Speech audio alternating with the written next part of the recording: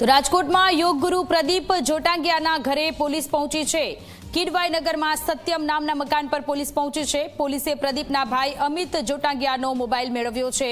પોલીસે અમિતને સાથે રાખીને ઘરમાં તપાસ કરી। બંને ભાઈઓના સંબંધને લઈને પણ પૂછપરછ શરૂ કરી। પ્રદીપના ભાઈ અમિત જોટાંગિયાનું નિવેદન, મારા ભાઈને ફસાવવામાં આવી રહ્યો છે। જે વ્યક્તિ યોગ શીખવાડે છે તે દેશ વિરોધી પ્રવૃત્તિમાં ન હોય। હું પણ યોગાની પીએચડી ધરાવું છું। અમિત જોટાંગિયાનું આ નિવેદન।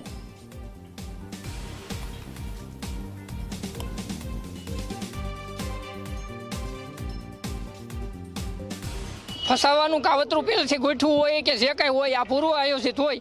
મારા ભાઈ આમાં બે કસૂર છે। અમે સવારે ઉઠીને 5 જણાને સારું કામ કરવાનું કરતા હોય, અમારી સ્વાસ્થ્યની ગીરવે મૂકીને દેશી ભાષામાં તમને કહું તો હવે અમે આ કાવતરું કરી શકીએ? એટલે મારે બધા મીડિયાના મિત્રોને વિનંતી છે કે આને ખોટો પ્રચાર ના કરતા પ્લીઝ। હવે એની પાસે હું છે એ ત્યાં રહે છે। ગાડી તો બધા કામ ધંધો કરતા હોય તો અમારી પાસે છે કે નહીં? ભલામણા અમારી પાસે જે બી સ્કિલ હોય એ પ્રમાણે અમે અમારી આવડતથી યોગનું કરીએ। અમે એને લગતી જે કાંઈ પ્રવૃત્તિ આવતી હોય, યોગ સમાજને સારો થાય એ માટે એ બધી પ્રવૃત્તિ કરતા હોય, બરાબર। હવે મને રજા આપો।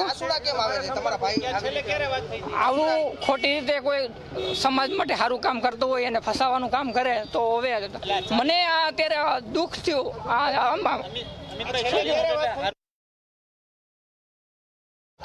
અમદાવાદ ક્રાઇમ બ્રાન્ચ દ્વારા 2.10 કરોડ સાથે ઝડપાયેલ પ્રદીપ ગુરુજીના નિવાસસ્થાન ખાતે અત્યારે G24 કલાકની ટીમ પહોંચી છે અને રાજકોટમાં તે છેલ્લા 10 વર્ષથી યોગા છે તે કરાવતો હતો। છેલ્લા 5 વર્ષથી તે અહીંથી સુરત છે તે રહેવા માટે જતો રહ્યો હતો અને ત્યાં જ તે જે યોગાના નામે આ કાળા કરતૂત છે તે કરતો હોવાનું અત્યારે સામે આવ્યું છે।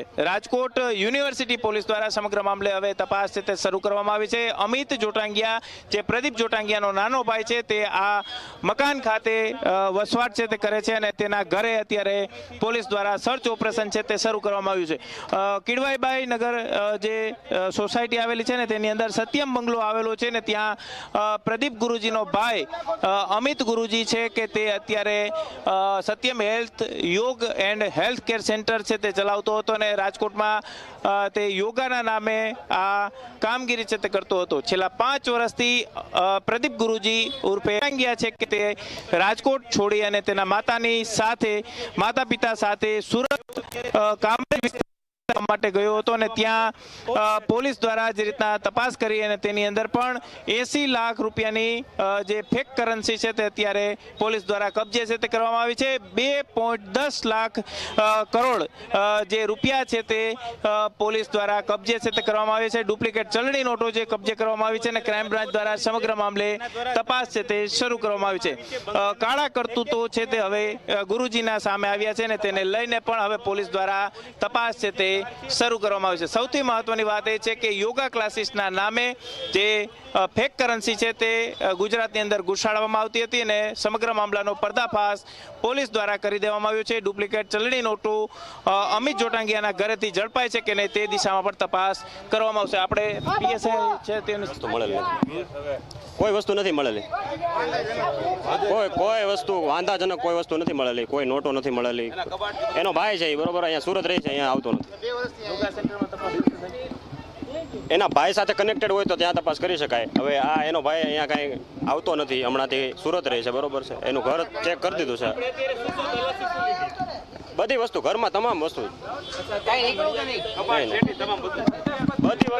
પોલીસ દ્વારા અત્યાર સુધી તપાસ કરવામાં આવી તેમાં કોઈ પણ શંકાસ્પદ વસ્તુઓ છે તેના ઘરની અંદરથી મળી ન હોવાનું પોલીસ અત્યારે કહી રહી છે। સ્થાનિક લોકો પણ અત્યારે ખૂબ જ મોટી સંખ્યામાં અત્યારે અહીં ઉપસ્થિત છે તે રહ્યા છે અને ટોળા ભર્યા છે। સાથે જ હવે પોલીસ દ્વારા સમગ્ર મામલે વધુ તપાસ છે તે શરૂ કરવામાં આવી છે અને જે રીતના આખું જે કારસ્તાન છે તે સામે આવ્યું છે, પ્રદીપ ગુરુજી છે કે તે ફેક કરન્સી સાથે ઝડપાયો છે ત્યારે ક્યાંક યોગના નામે આ પ્રકારે કાળા કરતૂતો છે તે કરવામાં આવતા હોવાનો પર્દાફાશ થયો છે। ત્યારે હવે રાજકોટ પોલીસ અને અમદાવાદ ક્રાઇમ બ્રાન્ચ દ્વારા તપાસની અંદર શું નવા ખુલાસા થાય છે તે જોવું સૌથી મહત્વનું રહેશે।